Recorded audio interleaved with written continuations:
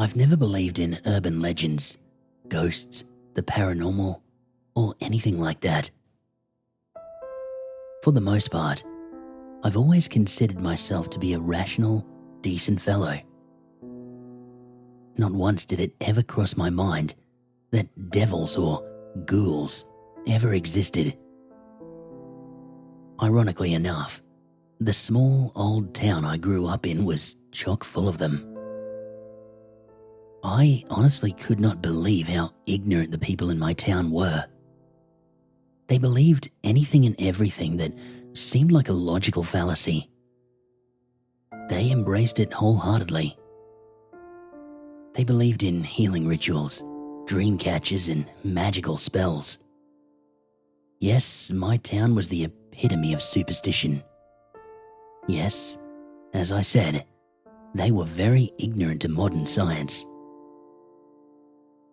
There were several legends surrounding my little town, including stories involving a woman that would be seen weeping on a lonely road, dressed completely in white, and cries of pain being heard from an unknown source at a location where there was a very severe car accident with several people killed.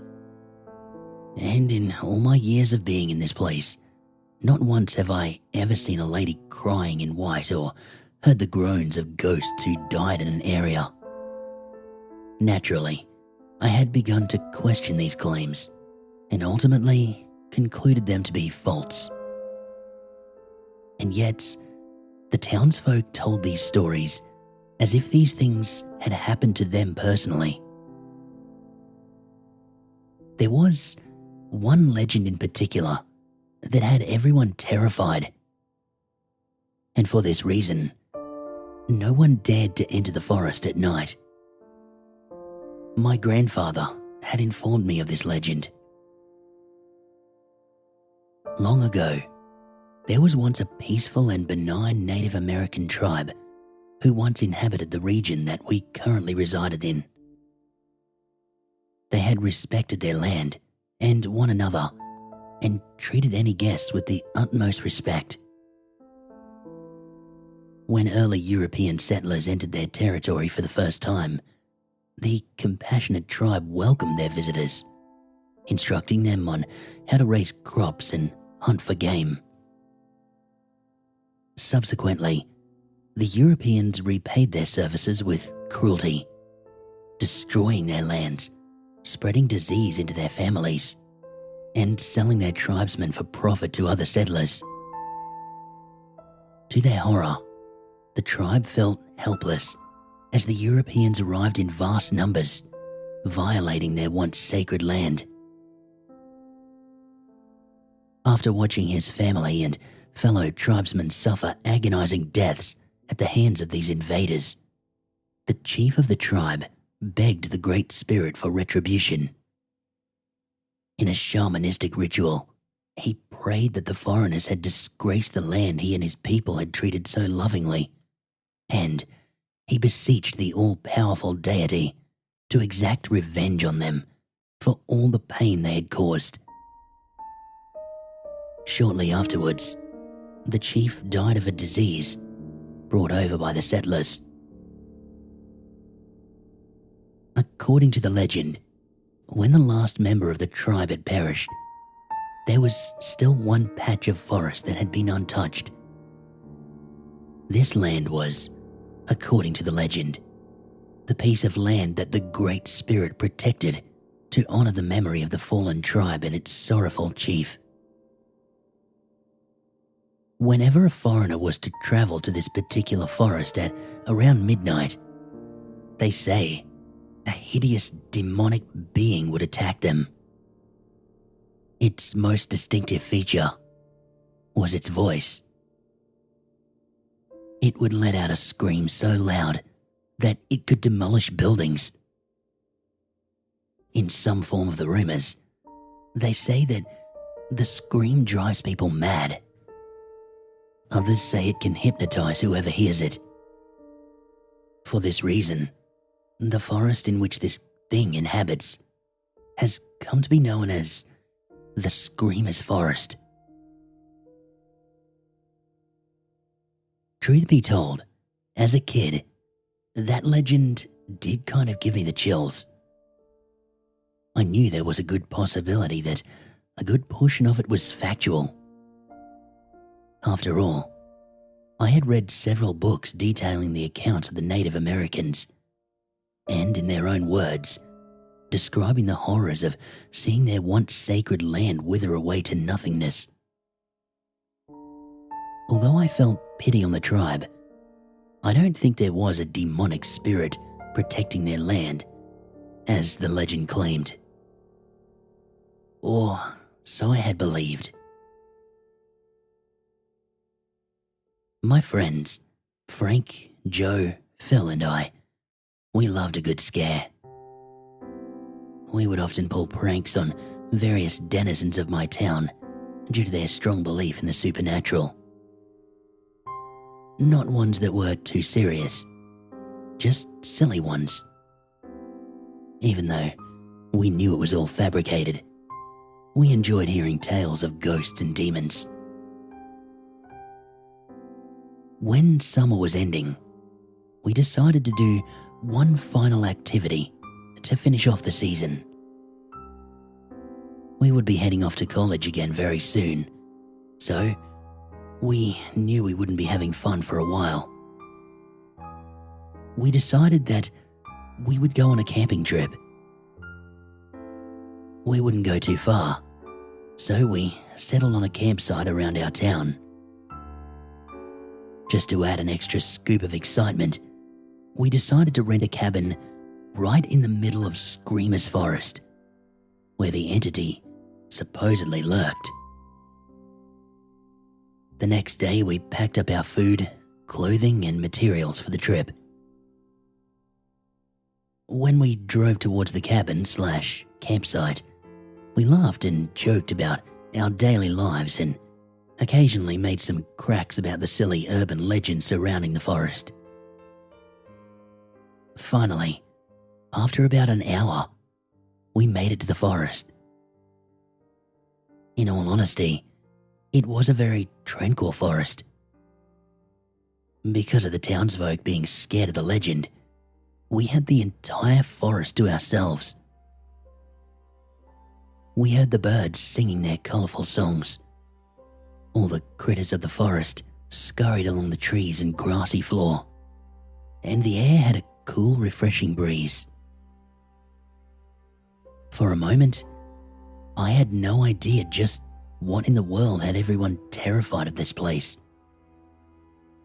Quite frankly, it was one of the most beautiful places I'd ever been to.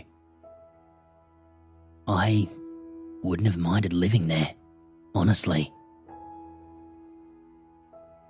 My friends and I unpacked our belongings and we set up the camp.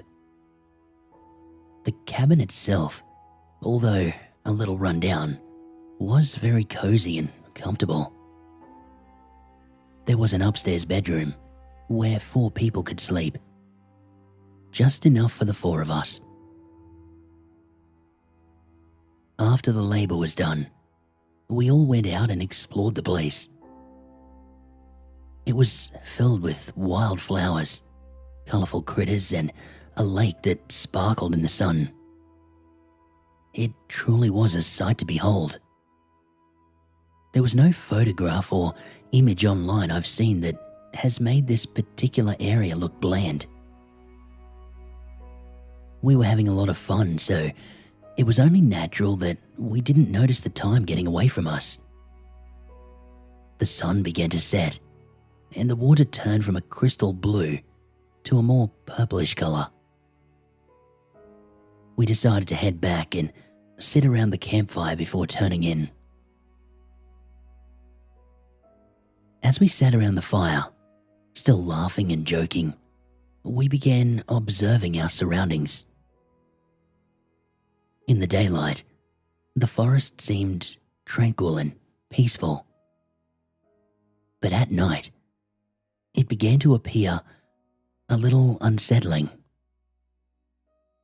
The dancing flames in the center of our campsite illuminated the trees, making them appear like fiery monsters. I suppose the macabre scenery provided Frank with a little ghoulish inspiration, because he suggested, "Hey, what do you guys think of that legend?" That suddenly triggered a series of oohs and chuckles from the guys. They knew the story well. It was a popular one indeed. We began chatting about the screamer and what we thought it looked like, what it did, and what could possibly have caused all of this commotion over it. Just when it began getting entertaining, the flame began to die down. We all groaned because we were liking this conversation. We were in the perfect environment for it. "Ah, shit. Right when it was getting good," moaned Frank, rolling his eyes and sighing heavily. "Yeah," added Phil, picking up a stick on the floor and throwing it at the flames, as if that might bring it back. "This sort of shit happens all the time when things are getting good." "Settle down, guys," I said, standing up, pulling my hoodie over my shoulders and reaching for the flashlight that we'd packed for the trip. "I'll go get some firewood."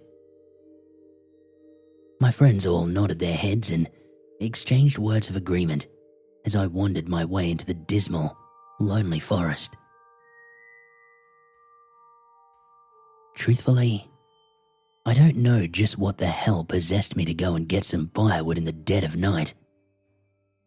Perhaps it was due to the fact that I still feared the legend of the Screamer, and I sort of wanted to prove to myself that it wasn't out there. Of course, that wouldn't be a hard thing to do because I didn't believe in any of that rubbish. But that fear was still, there.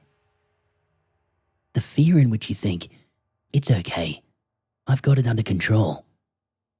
But then you realize you're just trying to convince yourself that everything is going your way. In reality, you have no idea what the hell will happen, and you're scared stiff. Slowly, I marched my way deeper and deeper into the forest, looking for sticks and twigs to toss into the fire. I bent down to snatch up a few from the grassy, muddy floor. And that's when I heard it. That sound. That groaning. When I was picking up the shrubs and sticks, I heard something like a groan. Not a menacing groan, more like a groan that sounded as if it were in pain. A wail someone might make if they were recovering from a stomachache or a broken bone. Suddenly, I stood up straight, and for some reason, I instinctively shut off my flashlight. I suppose it was because I didn't want whatever was making that eerie groaning noise to notice me. The groaning continued for a moment. It sounded distant, but still loud enough to be heard. My eyes slowly scanned the forest from left to right, trying to see if my eyes could catch some sort of movement in the darkness. It was there that I decided I'd have no choice but to turn on my light. I just had to see what the hell was making those sound effects. Slowly, I lifted up the flashlight and I flicked it on. I carefully shined it around to every nook and cranny in the woods, trying to uncover the source of those haunting moans. At first, I saw nothing but shrubs, bushes, and grass, when suddenly, I caught a glimpse of a tall, lanky figure in the shadows. I redirected my light towards the spot where I'd seen it, and indeed, I had seen correctly. At first, I didn't know what I was looking at. If I could describe it, it appeared to be a very tall, thin being with pitch black skin. On its head, I could visualize something that appeared to be long, snake-like hair. The fingers were long and branch-like. The most disturbing detail, however, would have to be its eyes. They were glowing. It was vile, evil, and menacing. Its face lacked a nose and a mouth, or at least it seemed to be. Its head seemed to have been twisted in an impossible manner, as if something had tried to snap its neck. What was this thing? Was it even human? Was it some unknown species of animal? An alien? Was it someone playing a joke? I kept my flashlight anchored on the thing, just watching as it stood there, blending in with the darkness of the forest. I then saw it take a very subtle step towards me. I felt myself flinch, and then I heard that pained groan again. That's when I realized that groaning was coming from this thing. It groaned again, this time more prominently than it had initially. I shone my light on its face, trying to get a better glimpse. When I did, I saw its long, lanky arms slowly reaching up to its head. It moved its arms slowly and agonizingly, as if it didn't want to make any sudden moves. It then grabbed its face and gruesomely twisted its head to the correct position. I heard the bones in its neck cracking and snapping as it shifted its neck and head. Then slowly, it stood up straight. Its eyes now completely focused on mine. For what seemed like an eternity, the being and I just stared at one another. My light still shone on its face. It just stood there, panting slightly and peering into me. I remember my eyes shifting from left to right, not knowing what to do at this point. Then, something both odd and frightening occurred. It seemed to lean forward a little, just a little. And right when it did that, a powerful wind gust, practically hurricane-forced, began whipping me from behind, almost knocking me off my feet. As the wind lashed at me, I glimpsed at the thing once again. Now, it was slowly beginning to lean backwards once again. What was it doing? Was it trying to draw me in? Finally, the fierce winds ceased. I managed to regain my balance and catch my breath. Then, one last time, I gazed at the thing in front of me. I then saw it slowly shift its shadowy head backwards, and I witnessed and heard the most unearthly thing I've ever seen in my life. The previously blank face suddenly developed a colossal mouth. A long, slithering tongue weaved its way out of that mouth. It was hideous. And what was even worse is the sound that came out. Never again have I heard anything as demonic, frightening, or painful as that scream it emitted. When it opened its mouth, another volatile and vicious wind blasted me, This time, it was even more powerful than before. The trees rattled violently. The dirt flew off the ground and sprayed all over me. And I could have sworn I even felt the earth shaking beneath my sneakers. Could all of this be happening because of the monster's voice? And then came that horrible noise. The noise that would be with me until the day I die. Its scream started out resembling a siren, a high-pitched wail of sorts that became louder with every passing second. Then, it slowly shifted, lower and lower in tone, to a more human-like sort of screaming. Finally, the screaming reached its critical point. This time, it sounded like a combination of all those sounds so far. The wailing, the human-like screaming, and now it resembled an extremely loud groaning. A devilish groaning. When it hit that point, I felt myself collapse to my knees, and I shut my eyes. I clamped my hands over my ears, trying to barricade that dreadful, ear-shattering noise that was vomiting out of that thing's mouth. The sound was unbearable, excruciatingly painful. If I could try my best to compare it to something, I'd say that it felt like 2 needles being forcefully shoved into my ear canals. I couldn't stand that noise. If I sat there listening to it any longer, I would surely gone mad.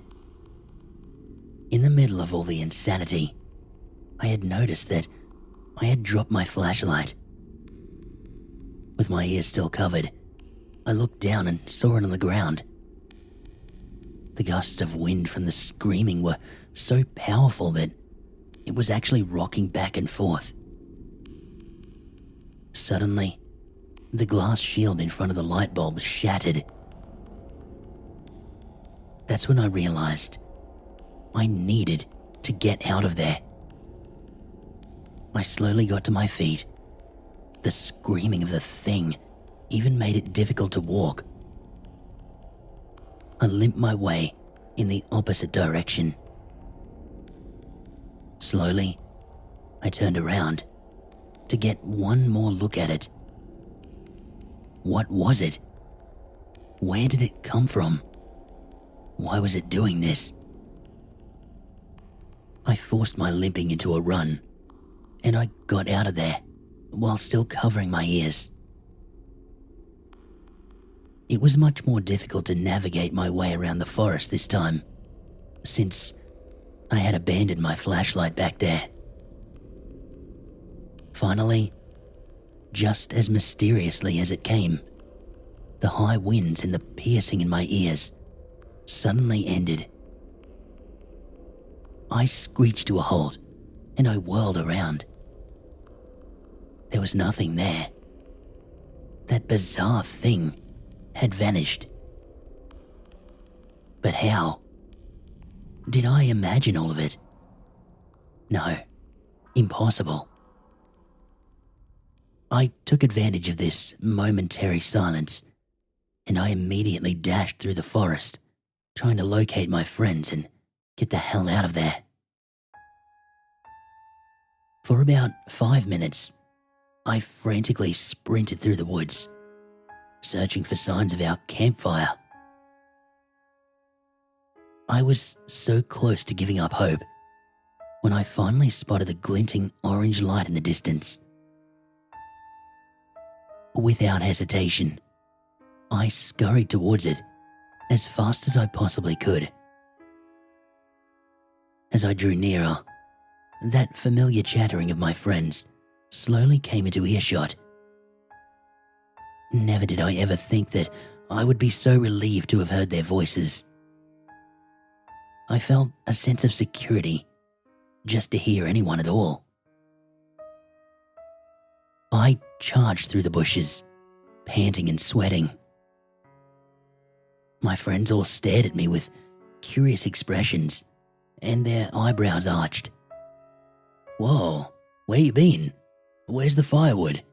How come you're all sweaty?" I bent over with my hands on my kneecaps, trying to regain my breath so I could explain just what the hell I'd seen and heard. I saw, I said between heavy panting. "I saw something in the woods." "What?" inquired Joe, tilting his head. "Some kind of monster?" "I don't know," I replied, becoming slightly hysterical as images of that hideous thing clawed their way back into my mind. It was this tall and skinny thing. It had these long fingers and its voice. "Whoa, man, I think you need to slow down a bit." I shook my head and swallowed a lump in my throat. "But wait, didn't you guys hear it? That screaming?" My trio of friends all exchanged confused glances towards one another, and then turned to me. Frank stepped forward to speak for them. He shook his head and answered, "No, bro, we didn't hear any scream." I was speechless. How could they have not heard that dreadful wail? There was no way I could have imagined it. No way at all. What? But it was so loud. I thought my eardrums were going to explode. How could you guys have not heard it? "I think we'd better head off to bed," said Joe, putting his hand on my shoulder. "You look tired." Frank and Phil both uttered words of agreement, and we headed inside the cabin. But how? How could they have not heard it? This didn't make any sense. Even though I was among friends, I felt so alone. They didn't believe a word I said. As I marched with them towards our cabin, I could see them whispering things, most likely about me. But I know I saw something out there, something evil, and I had the feeling it wanted us out of here. Inside, we climbed into our beds. My friends happily joked around as they changed their clothes and brushed their teeth. As for me, I was just lying in bed. Could that thing in the forest really have been the screamer? No, that's crazy talk. It's just a silly urban legend. Finally, the guys finished up what they were doing, and they called it a night. When the light dimmed and darkness engulfed the room, I laid in bed staring at the ceiling. I still couldn't get that thing out of my head. That screaming. That horrible screaming. I gazed at the ceiling. I had lost track of the time. By now, I was hearing my friends beginning to snore quietly. I, on the other hand, was wide awake, my thoughts racing. It wouldn't be for hours that I finally started to calm down enough to think about getting some sleep. But just as I closed my eyes, they shot back open in an instant. Yes, I had heard correctly. Groaning. That familiar groaning from the forest. I felt a knot in my stomach. A chill slithered down my spine. I felt my face twist in horror as I heard the groaning approaching our cabin. I heard the feet of whatever it was scraping along the dusty, grassy ground. Hesitantly, I slowly peeked my head towards the window. But then I changed my mind and turned in the other direction and shut my eyes tightly. I felt sweat beginning to trickle down my forehead. My breathing suddenly increased in speed and intensified. I quietly began mouthing a prayer. I just wanted whatever was out there to go away. Go away and never come back. I then heard a thud, like something was hitting itself against the cabin's wooden walls outside. At least, that's what I initially interpreted as being.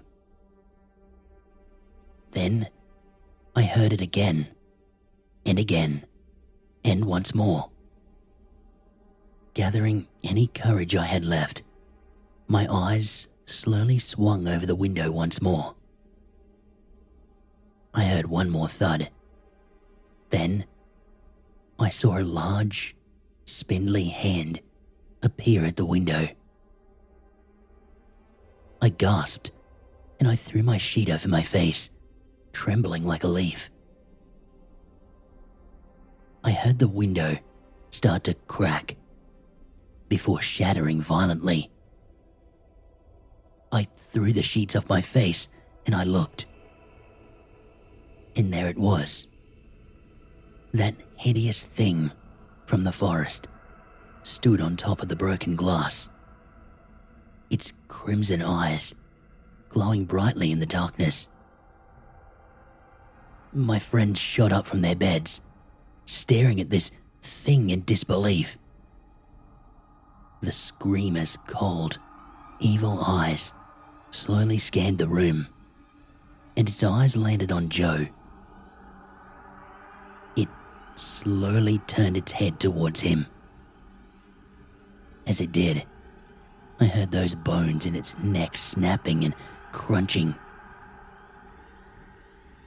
I just sat there, paralyzed with fear, and for a moment, I wanted to scream out, "See, I told you." That thought was quickly intercepted by what happened next. What I saw happen to Joe will be forever engraved into my memory. Quicker than a bolt of lightning, it leapt on top of Joe's bed, and it snapped his neck. I remember hearing him coughing violently and seeing blood drip from his neck. His hands gripped onto the thing's wrist, a response to the sudden shock to his windpipe. It easily lifted him up off the bed, with his legs dangling in the air, as if he was a large puppet. It held him just a few inches away from its face. The screamer leaned back, took in a deep breath, and it wailed right into Joe's face. It screamed so loud that I saw the flesh on Joe's face beginning to fall off. First, his skin came off in small flakes. Then, as the screaming persisted, I saw the skin begin to go flying off in colossal chunks. Patches of flesh and skull just dripping off him. Finally, it ceased the wailing, and it slowly turned to face us, with Joe's bloody neck still in its clawed grip. It then seemed to hold up Joe's body, as if in victory, like it was trying to give us some kind of message. Frank and Phil both bolted for the door, and I did the same. The three of us dashed out of the room, into the hallway and down the stairs. As we sprinted, we heard that wailing start up again. That screaming shook the entire cabin, causing chunks of wood to fall off the ceiling. Frank jumped into the driver's seat, Phil into the passenger side and I got into the back seat. The car's ignition roared to life, and without hesitation or minding the protocols of operating a vehicle, Frank slammed on the accelerator and sped out of there as fast as we could go. I remember that right before the cabin vanished out of sight, I looked back to stare at the cabin. I saw the screamer crawling out of the entrance door. Its head shifted rapidly from left to right, searching for us. Then, very quickly, it shot off into the darkness, disappearing. We all gasped and breathed sighs of relief. We were very thankful to have gotten out of there alive. That relief would not last long. I saw the screamer come sprinting right up behind us at a remarkable breakneck speed.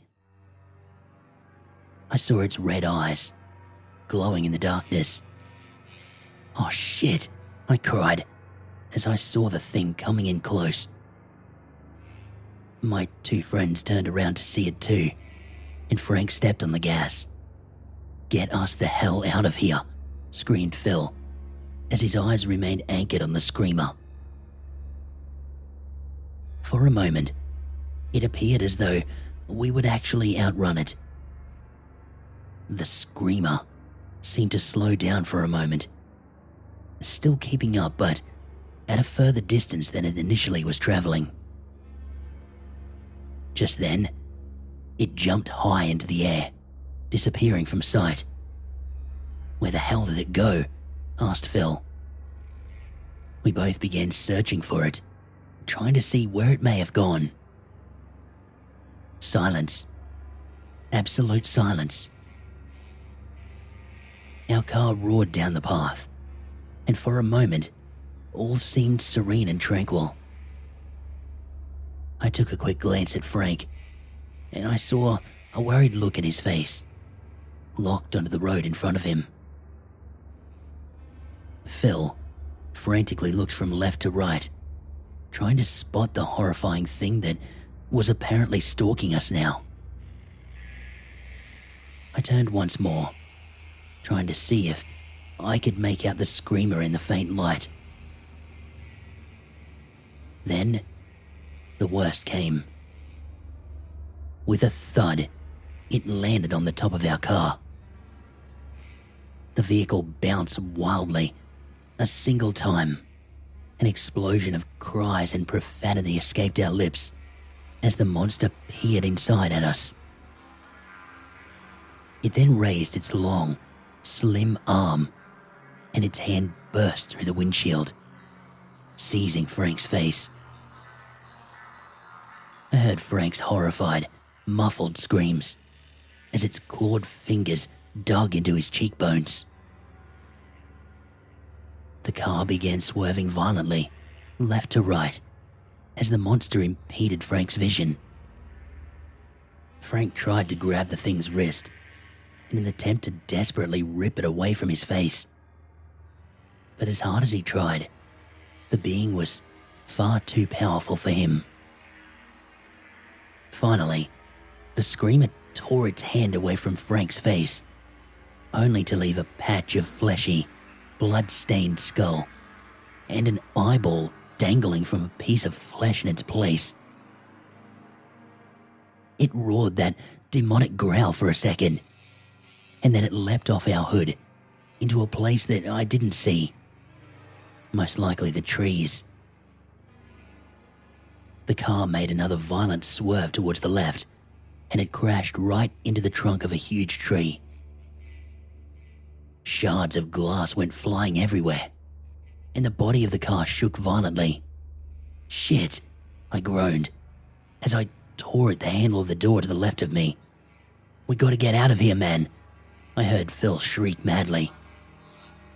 We both opened our doors and went sprinting out of the car, going opposite directions.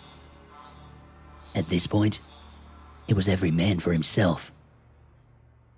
I darted straight into the dark forest, knowing full well the risks that came with being in there. The screamer could very well have been waiting for us in there, and it would pick us both off like flies. Sharp branches from the surrounding shrubs and brushes scraped against me as I scurried through the dense, wooded area, away from the vehicle. As I dashed, I couldn't help but think of Phil. But no, I could only focus on moving forward.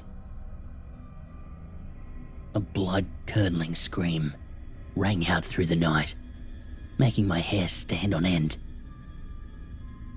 I immediately stood up straight, with my eyes wide and my mouth slightly agape. I recognized the voice. Phil. At first, I heard only deranged, painful screaming. But then, I began to hear some sort of bizarre groaning mixed in. In the midst of it all, I could hear Phil calling my name. But I didn't move. What could I do? I just stood there, listening in horror, as my friend was torn to shreds by this thing. As the attack progressed, I could hear Phil's screaming become more garbled, to the point where he was just coughing and gasping. Finally, those agonizing wails of my friend ceased. He was dead. I was the sole survivor of this trip. I took a deep breath, and I quickly came up with a plan. The car, although damaged from that crash into the tree, was still functional. In fact, I could still hear the engine rumbling. I would bolt for the car and try to drive away as quickly as possible. I knew for a fact the screamer was now hunting me. Gathering all the strength and courage I could, I sprinted towards the vehicle.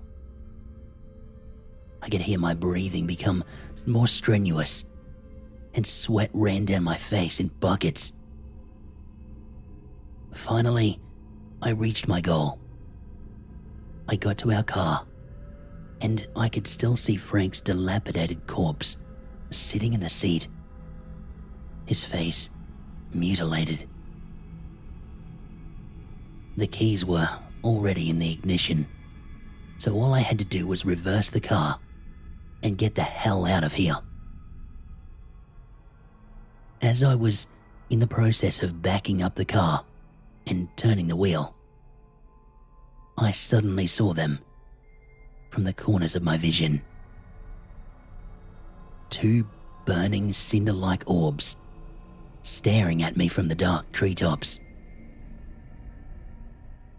Without hesitation, I slammed on the accelerator and I took off at full speed. My hands trembled and my eyes remained anchored on my rearview mirror. I felt a cold grip of fear tighten around my neck, and my heart raced as I saw the screamer's tall, lanky body come hurtling down the road. I clenched my teeth, and my hands tightened on the wheel as I saw its eyes glowing malignantly and coming closer and closer. I then saw it crouch down, as if preparing to leap. I jerked the car quickly to the right, evading the thing. I saw it, in turn, morph its hideous face in a somewhat flabbergasted manner. Then, it tried another leap at me. I swerved to the left, once again, dodging it. It went on like this for nearly a minute, when suddenly, it stopped leaping for me. This time, it simply sprinted up beside me. The car was going as fast as I could possibly make it go, so I couldn't get away.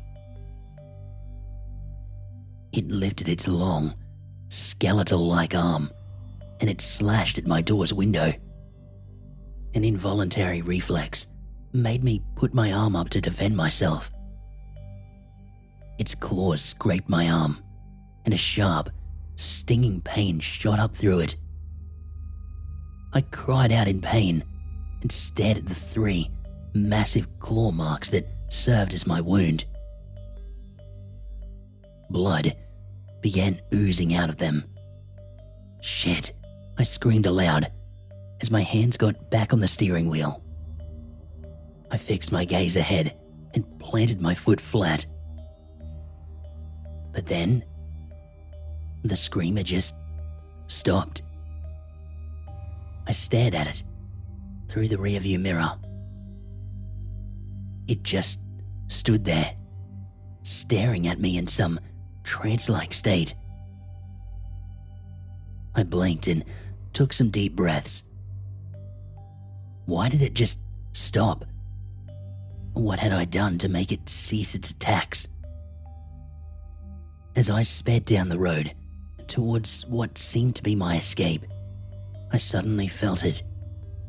That intense gust of wind and the loud, unearthly scream. I clenched my fists and shut my eyes tightly as I braced for it. The scream, once again, caused my vehicle to rock from left to right, as if I were driving in some intense cyclone. The windows of my car, or what was left of them, began to rattle. It shattered the remains of the windshield, and the trees swayed violently back and forth. Dirt and rocks began flying in the air, and my ears stung in such pain. Finally, after what seemed like an eternity, the howling stopped. I took a deep breath and peered at my now cracked rearview mirror. The screamer was nowhere in sight. My body relaxed, and I leaned back into my seat. I drove home as quickly as possible. I parked my car right outside my house, and I barged on inside. I shut the door behind me, and I immediately collapsed onto the floor. Exhausted, terrified by what I had experienced. That thing, its long, slim body, its fire-red eyes, its hideous shrieks of terror. As I laid there, unable to drift off to sleep, my thoughts were questions regarding why it had stopped. I had thought about the legend my grandfather told me long ago. And then it hit me. I got out of the patch of land that the screamer was assigned to guard. I survived simply because of a certain boundary. I now know I would never again venture into that forest, because something does live in there. A vengeful spirit or entity, protecting the land, avenging innocent lives lost so long ago.